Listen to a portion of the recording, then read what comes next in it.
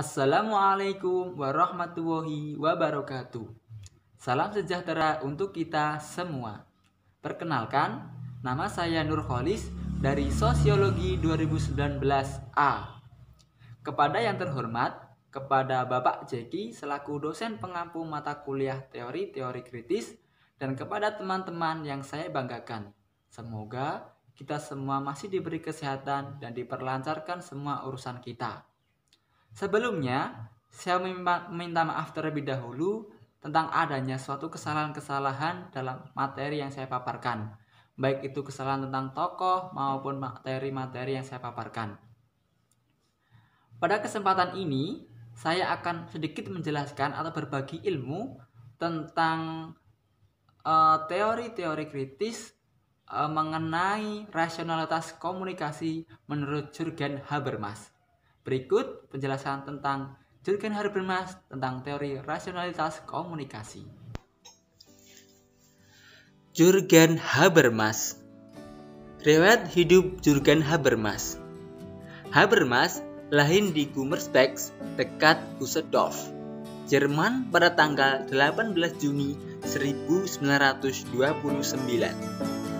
Ayah Habermas adalah seorang usahawan industri dan pedagang kelas menengah. Habermas lahir ketika dunia pada masa sedikit kacau karena keadaan perang yang terjadi, sehingga pemikirannya tetap terpengaruh untuk dapat mengatasi penindasan akibat komunikasi yang terdominasi.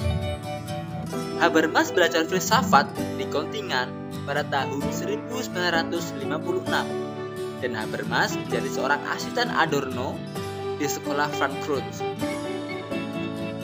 Habermas tertarik untuk mempelajari perilaku manusia dalam hubungan dengan teknologi. Habermas juga menjadi seorang profesor filsafat dan sosiolog pada usia muda di Heidelberg. Setelah itu, Habermas kembali ke Frankfurt karena untuk memperoleh tempat mengajar di sana. Kritik terhadap ajaran Marx. Habermas seperti pendahulunya yaitu Adorno dan Horkheimer menginginkan filsafat menjadi suatu hal yang empiris atau yang nyata. Sejarah tidak dapat dipisahkan terhadap analisis, tetap dapat berfungsi dalam suatu tataran praktis. Tujuan awal dari sebuah teori ini adalah untuk dapat mempermudah dan menyelesaikan masalah yang dihadapi oleh manusia. Hal ini dapat mempengaruhi pola berpikir peneliti, sehingga dalam hal ini tujuan utama dalam analisis masyarakat adalah bagaimana untuk dapat mendapatkan sebuah informasi terhadap tatanan sosial masyarakat. Mengenai titik tolak ukur adanya pemikiran Habermas, dapat kita lihat tentang kemampuan Marx untuk dapat memberikan pencerahan kepada kaum buruh yang tidak sadar akan penindasan oleh golongan pemilik pabrik. Buruh pada waktu itu memiliki kepercayaan kepada kapitalisme merupakan suatu hal yang alamiah dan wajar untuk dapat memperoleh kemajuan zaman. Ketidaksetaraan buruh tersebut diterangkan oleh Marx dengan perhitungan ekonomi. Kapitalisme ini hanyalah ideologi produk kelas borjuis demi pemenuhan dan pembenaran kepentingan mereka.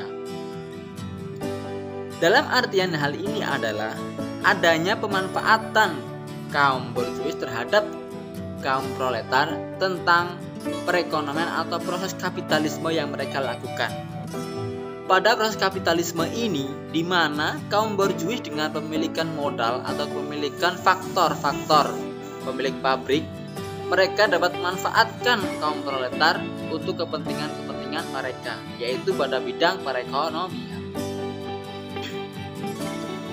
Yang tujuan dari hal ini adalah kembali lagi kepada kaum borjuis untuk menguntungkan kepentingan mereka.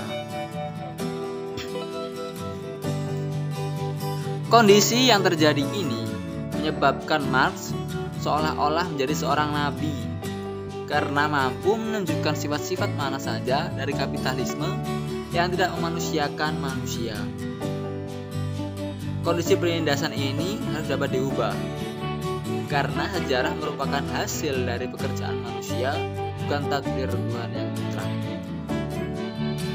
Terciptanya sebuah sejarah ini adalah karena perilaku manusia atau karena hal yang terjadi dari adanya penindasan kaum berjuang terhadap kaum proletar, sehingga tercipta sejarah yang terjadi akibat dari adanya proses kapitalisme ini.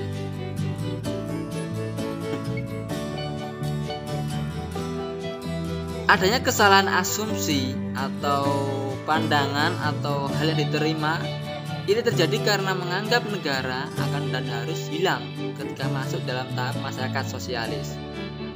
Kondisi tersebut tidak akan terjadi karena selain kapitalisme tidak hancur, akan sulit untuk memisahkan negara dengan masyarakat.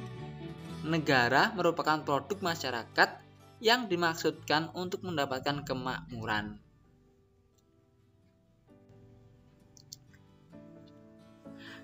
Teori rasionalitas komunikatif menurut Habermas atau teori rasionalitas komunikatif Habermas. Secara epistemologi, konsep rasionalitas komunikatif Habermas tetap berakar pada tradisi idealisme Jerman, khususnya transcendentalisme Kant, idealisme Fichte dan Hegel, dan materialisme Marx. Menurut Magnus Suseno, ada dua buku yang berpengaruh dalam pemikiran Habermas sewaktu itu.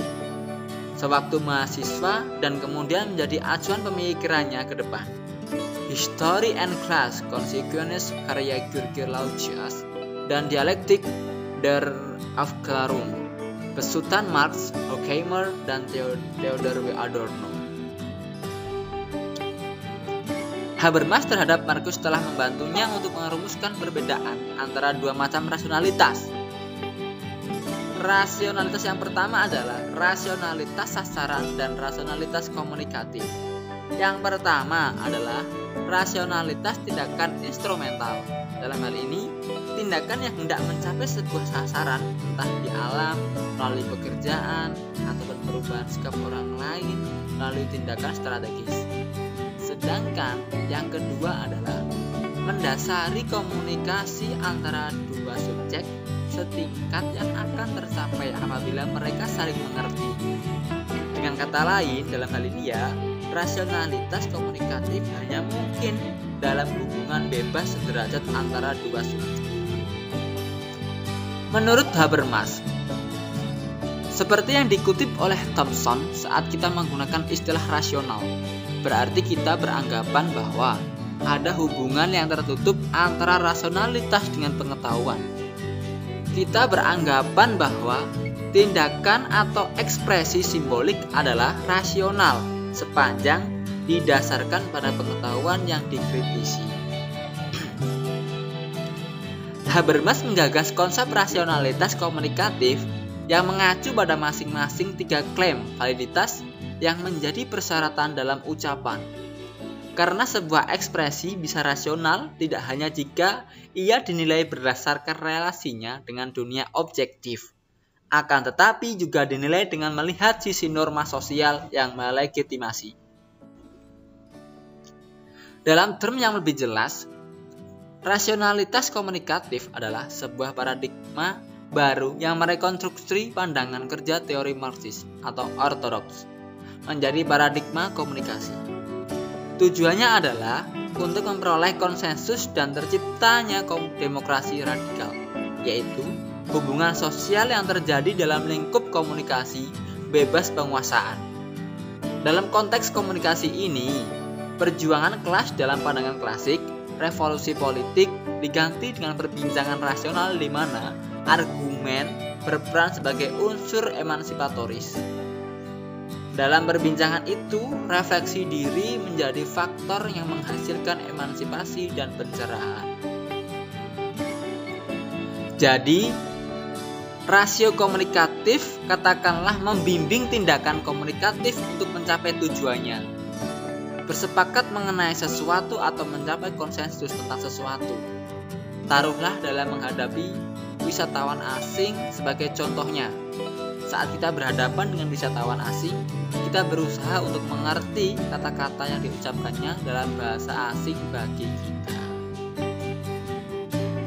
Itulah penjelasan singkat terkait dengan teori rasionalitas komunikatif menurut Jürgen Habermas.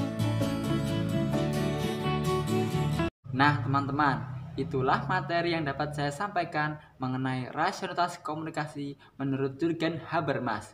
Bila terdapat banyak kesalahan dalam pemaparan, saya pribadi mohon maaf yang sebesar-besarnya. Sekian, wassalamualaikum warahmatullahi wabarakatuh.